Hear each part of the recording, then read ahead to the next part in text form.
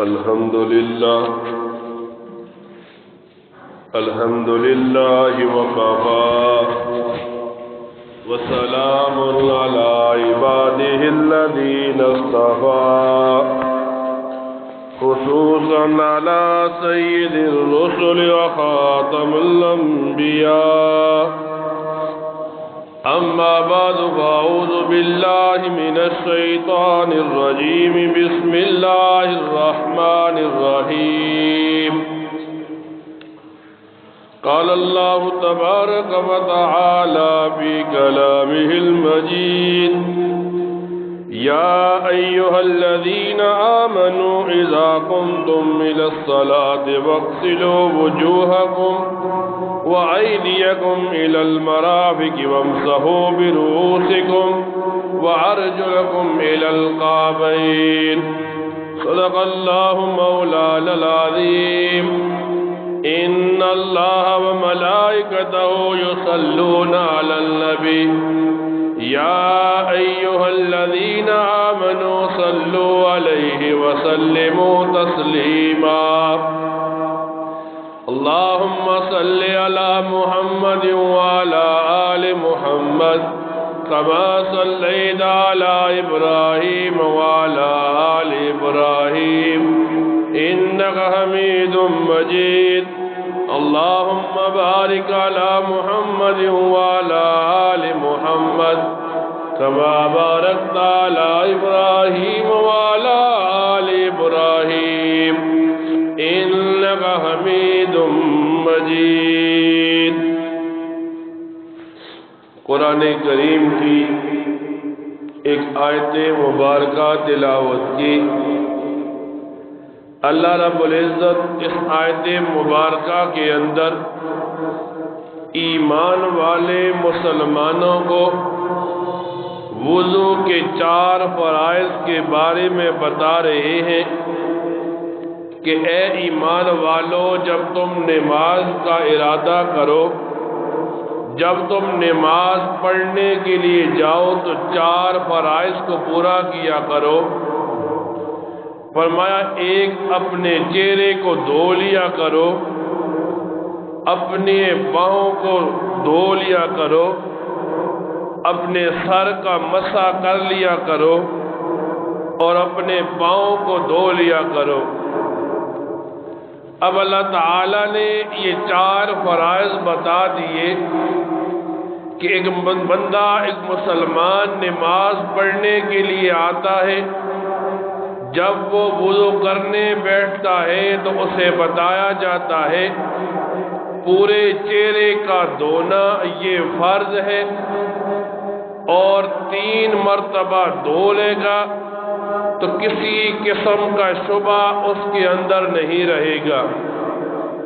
پھر جب وہ اپنے بازوؤں کو دھوئے گا تو اسے قرآن کریم یوں بتاتا ہے اپنے بازوؤں کو اپنی کونیوں سمیت دھونا ہے۔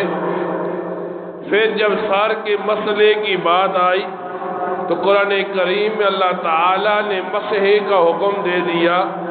پھر نبی علیہ السلام نے طریقہ سکھا دیا کہ 4 سر کا مسح کر لیا۔ پھر جب پاؤں کی بار آئی تو بتایا گیا پاؤں کو یوں دھونا ہے کہ ساتھ ٹخنے بھی دھل جائے۔ اب ایک آدمی جب مسجد میں آتا ہے اور یہ 4 فرائض پورے کرتا ہے، اب اگر وہ نماز پڑھتا ہے تو اس کی نماز کمال کو پہنچتی ہے۔ علماء یوں کتابوں میں لکھتے ہیں جس آدمی کا وضو جتنے کمال کا ہوتا ہے اتنے ہی کمال کی اس کی نماز بن جاتی ہے۔ فرماتے ہیں جب آدمی مسجد میں آتا ہے نماز کے لیے، نماز شروع کرتا ہے، پڑھنے کے لیے کھڑا ہو جاتا ہے تو اللہ تعالیٰ اس بندے اور اپنے درمیان سے تمام پردوں کو ہٹا دیتا ہے۔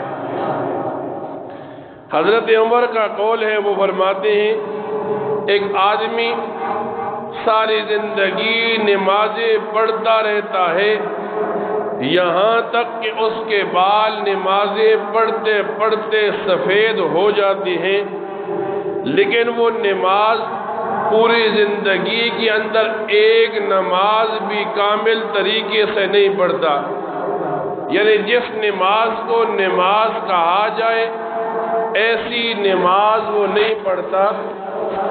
اب سوال اٹھتا ہے کامل نماز کس طرح ہوگی؟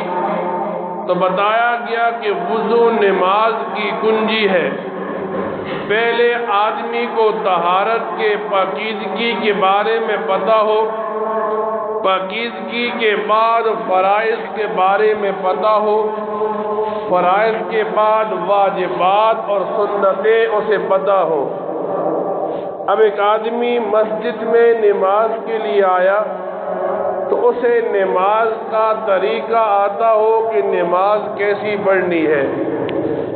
مثال کے طور پر ہمارے پاس ایک رواج ہے، لوگ نماز سیکھتے نہیں، دیکھ کر شروع کرتے ہیں پھر ویسے ہی پڑھنے لگتے ہیں، حالانکہ شریعت نے بتا دیا جب نماز شروع کرے گا کانوں کو اپنے ہاتھ لگا کر نماز شروع کرے گا، اپنے بائیں ہاتھ کے اوپر دائیں ہاتھ کو باندھ کر نماز شروع کرے گا۔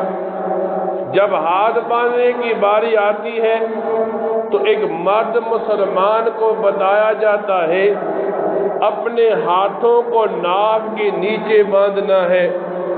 جب عورت کی باری آتی ہے تو بتایا جاتا ہے اپنے ہاتھوں کو سینے پر باندھنا ہے۔ پھر جب آدمی نماز میں رکوع کرتا ہے تو اسے بتایا جاتا ہے نماز میں رکوع یوں کرے گا کہ اپنے ہاتھ کی انگلیوں سے اپنے گھٹنوں کو پکڑے گا اور اپنی پیٹھ کو بالکل سیدھا کر دے گا۔ اب جب آدمی رکوع کر لے گا تو رکوع سے بالکل سیدھا کھڑا ہونا واجب ہوگا۔ ایک آدمی مسجد میں آتا ہے، نماز پڑھ لیتا ہے، ایک ہے نماز پڑھنا، ایک ہے نماز کا ادا کرنا۔ ایک صحابی فرماتے ہیں نبی کریم صلی اللہ علیہ وسلم مسجد نبوی میں بیٹھے ہیں، ایک آدمی آیا، جلدی جلدی وضو کیا، نماز پڑھ کر جانے لگا۔ نبی علیہ السلام نے واپس بلایا اور کہا واپس جا، تو نے نماز نہیں پڑھی۔ پھر دوبارہ یہی کام ہوا، پھر نبی علیہ السلام نے واپس بلایا۔ پھر تیسری بار جب ہوئی تو نبی علیہ السلام نے بتایا نماز کو اس طریقے سے پڑھ کہ جب تو قیام کرے کھڑا ہو تو پتہ چلے تو نماز پڑھ رہا ہے، جب رکوع کرے رکوع سے کھڑا ہو، سجدے میں جائے تو سمجھ آئے کہ تو نماز ادا کر رہا ہے۔ اب ایک آدمی نماز کے لیے آتا ہے، گرمی ہو سردی ہو، ساری مشکلات اٹھا کر مسجد میں آتا ہے۔ اب مسجد میں آنے کے بعد اس آدمی کے ذہن میں ایک بات پڑ جاتی ہے، وہ آدمی جب مسجد میں آتا ہے تو مسجد میں ایک آدمی ایسا نظر آتا ہے جب سردی کا موسم ہوتا ہے کہ ایک آدمی وضو کر رہا ہوتا ہے، جب پاؤں دھونے کی باری آتی ہے تو وہ آدمی پاؤں نہیں دھوتا، جرابیں نہیں اتارتا، جرابوں پر مسح کر لیتا ہے۔ اب عام سادہ مسلمان اپنے ذہن میں ایک بات لیتا ہے کہ جرابیں اتارے بغیر کیا وضو کامل ہو جاتا ہے؟ تو مسلمان کو پتہ ہونا چاہیے پاؤں کے دھونے کے اندر ایک اختلاف اہل سنت اور اہل تشیع کا ہے۔ دنیا کے تمام مسلمانوں کا عقیدہ ہے جب وضو کریں گی پاؤں ننگے ہوں گے تو پاؤں کا دھونا مسلمان کے لیے فرض ہے۔ اگر بال برابر جگہ بھی باقی رہ گئی اس آدمی کا وضو ناقص ہو گیا، اب اس کی نماز بھی ناقص رہے گی۔ اہل تشیع کا مذہب یہ ہے، وہ کہتے ہیں پاؤں کو دھونا نہیں، صرف پاؤں پر مسح کرنا ہے۔ اب اس کے بدلے میں جب ایک آدمی مسلمان ہے، اپنے آپ کو مسلمان کہتا ہے، اور پھر جب یہ سردی کا موسم آتا ہے، ایک آدمی مسجد میں آتا ہے، پاؤں میں جراب پر مسح کرتا ہے لوگوں کے ذہن میں تشویش ڈالنے کے لیے۔ اب سوال یہ اٹھتا ہے، کیا اس آدمی کا وضو ہو گیا؟ کیا اس آدمی کی نماز ہو گئی؟ تو تمام فقہا فرماتے ہیں نہ اس کا وضو ہوا، نہ اس کی نماز ہوئی، اس پر دوبارہ وضو کرنا، اس کے لیے نماز کا لٹانا یہ واجب اور ضروری ہے۔ اب ایک آدمی عام آدمی سے پوچھتا ہے، سوال کرتا ہے، آپ نے جراب پہنی ہے، جراب پر مسح کہاں تک جائز ہے؟ وہ آدمی اپنے آپ کو اہل حدیث کہتا ہے، وہ آدمی اپنے آپ کو غیر مقلد کہتا ہے حدیث میں آتا ہے نبی علیہ السلام نے جراب پر مسح کیا، اس لیے میں بھی جراب پر مسح کرتا ہوں۔ تو اسے بتایا جائے گا کہ جب حدیث کی باری آئے گی تو حدیث ان لوگوں سے سمجھی جائے گی جنہوں نے ساری زندگی حدیث کو سمجھنے کے لیے، پرکھنے کے لیے لگا دی۔